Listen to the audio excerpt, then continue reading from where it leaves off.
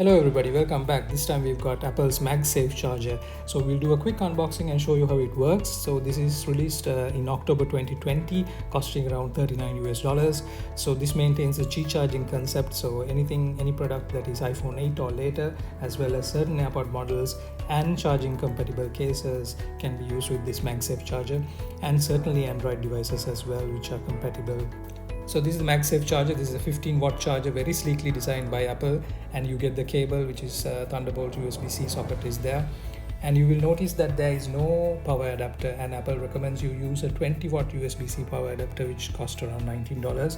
And this is the iPhone charging on this charging adapter.